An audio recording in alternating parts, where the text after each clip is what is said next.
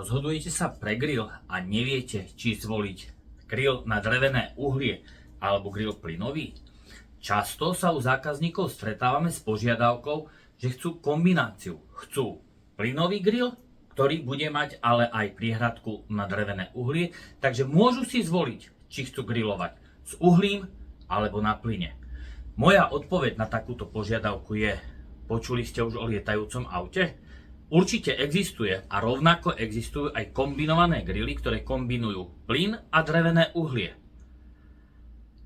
Čo si zákazník želá, to výrobca dodá. Avšak, rovnako ako je tu u toho lietajúceho auta, je to rozšírené? Je to žiaduce? Fyzika v tomto smere nepustí.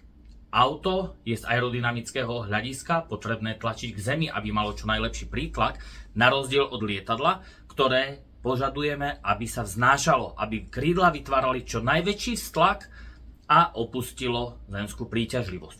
Rovnako je to aj u grillov. Regulácia výkonu pri plynovom grille sa vykonáva prietokom plynu. Jednoduché, šikovné. Ako veľmi sa pootočí ovládač, tak výrazne bude horieť, taká bude výsledná teplota.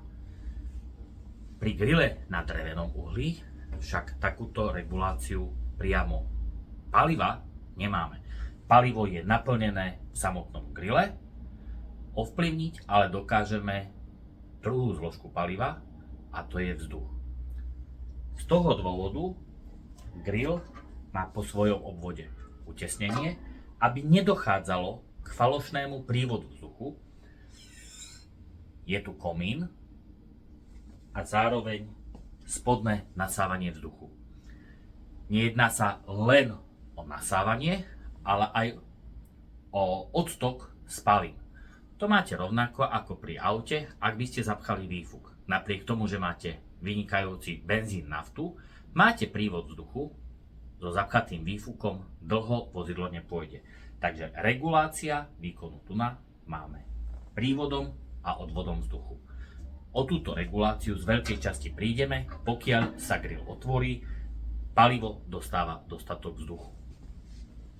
Tuna to regulujeme len prívodom plynu, toho vzduchu to ale máme dosť.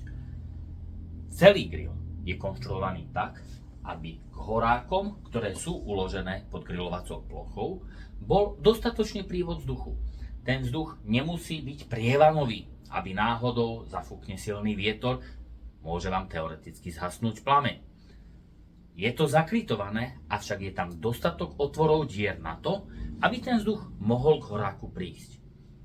Ako teda skombinovať takéto dva grily, keď jeden potrebuje mať voľný prívod vzduchu, aby to mohlo horieť a aby bol plameň rovnomerný, taký, aký ho potrebujete, s reguláciou čisto len podľa prívodu plynu. A druhý grill, kde paliva mám dosť, ale potrebujem regulovať prívod vzduchu. Určite, všetko sa dá skombinovať. Aj auto s lietadlom a urobí sa lietajúce auto. Skombinovať kvalitný plynový grill a grill na drevené uhlie do jedného výrobku? Takmer nemožné. Respektíve možné, avšak ten výsledok bude bohviaký. Množstvo zákazníkov chce túto kombináciu práve z dôvodu zaudenia. Pretože grillované na drevnom uhlí chutí lepšie, chutí inak. Kde je ale fakt? OK, je to všeobecný mýtus. Na drevenom uhlí chutí jedlo inak, lebo drevené uhlie.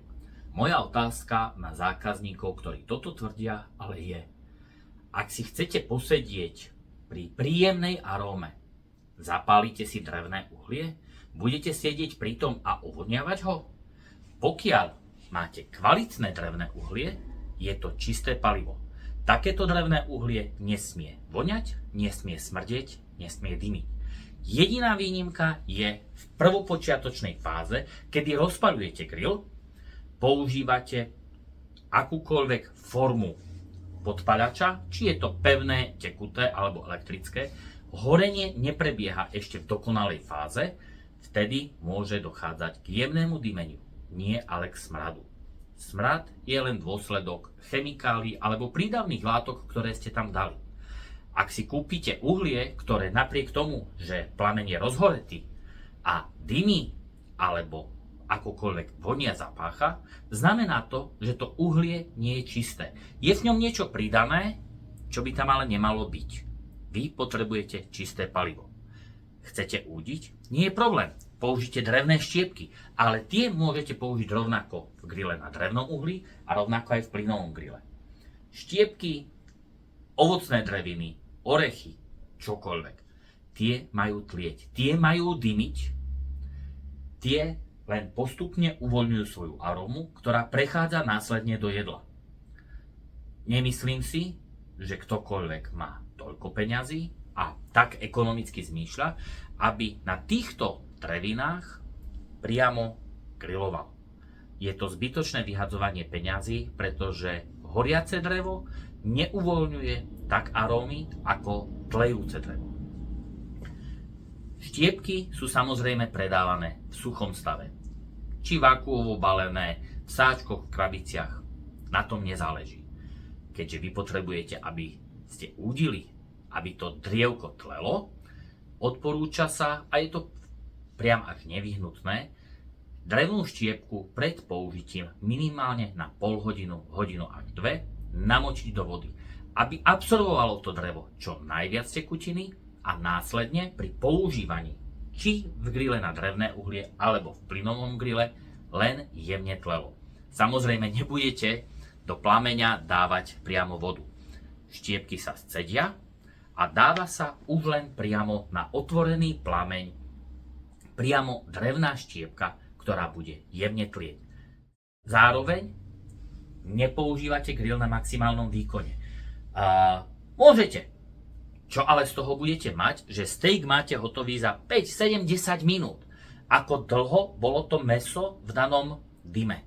Ako stihlo absorbovať dané arómy, chute z drevnej štiepky? Takmer minimálne.